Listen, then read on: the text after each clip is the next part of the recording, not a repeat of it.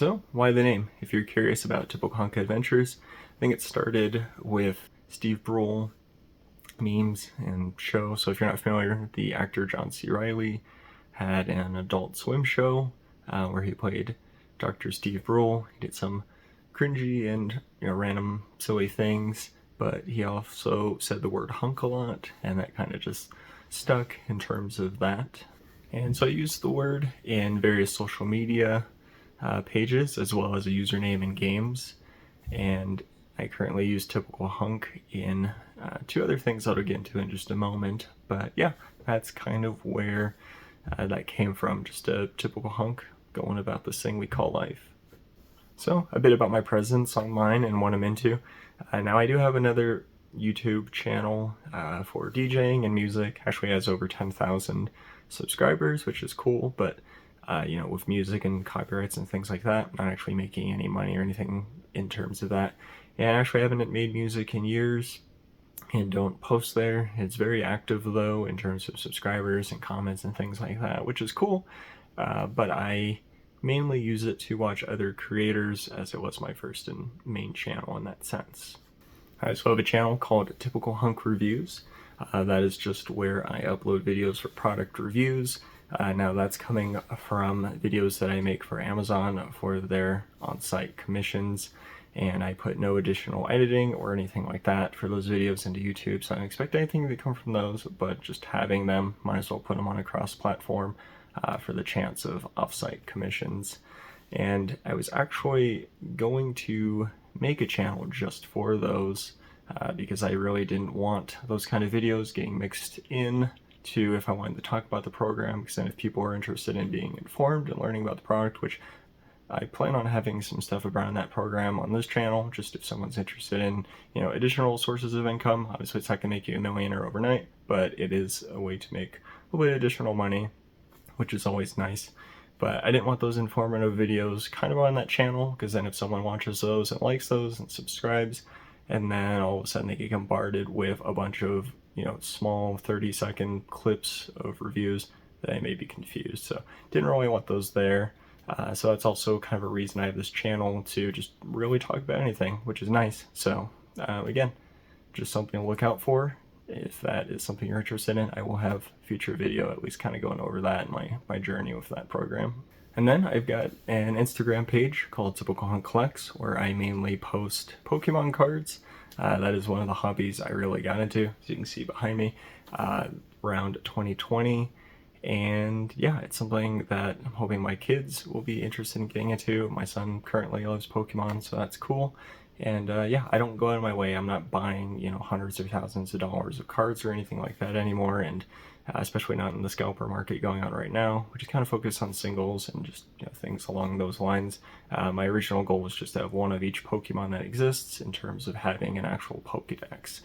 So another thing, kind of pan this up a little bit, but I'm also a big fan of Final Fantasy. So I have a lot of things for that IP that I love, and they also have a trading card game, so I own Final Fantasy cards. I like those because usually buying one box, you're going to get probably 95% of the cards in the set, so really great for collectors or people who just love that franchise.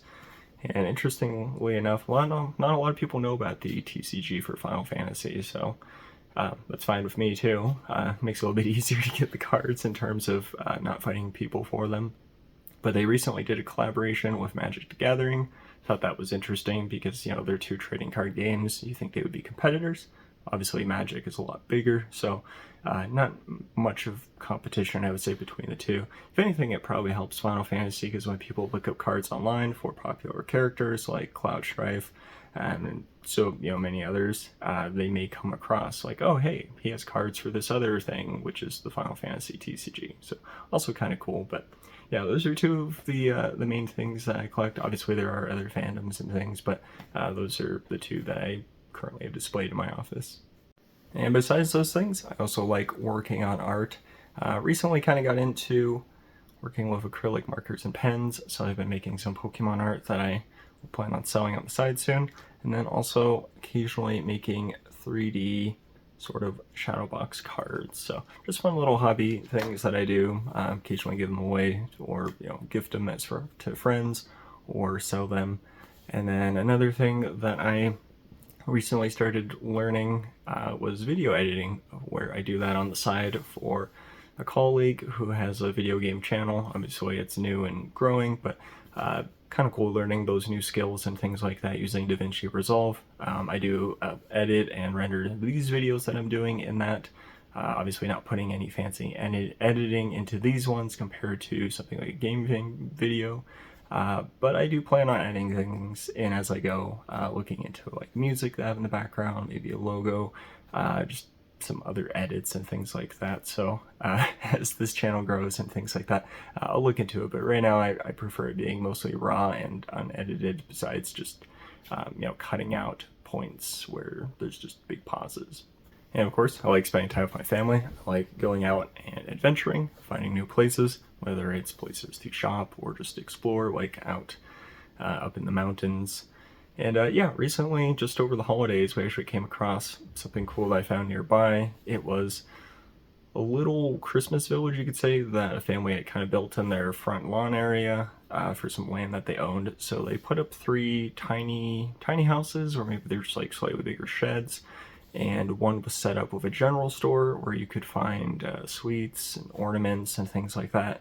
The middle one had the family members that dressed up as Santa, and then he had a little helper, and kids and families could meet him, stuff like that. And then another one was just for decorations and stuff that they had kind of set up. And then around the property they had lights and decorations, and then a booth where you could get hot cocoa, things like that. So it was really cool, and it was all completely free. You could just walk in. Of course, if you wanted to buy stuff from the general store, hot cocoa, that did cost money, but it was a new experience, and it was really cool finding that, not even realizing it was only maybe 20 minutes from our home, and wondering how many other people don't even know that exists close by.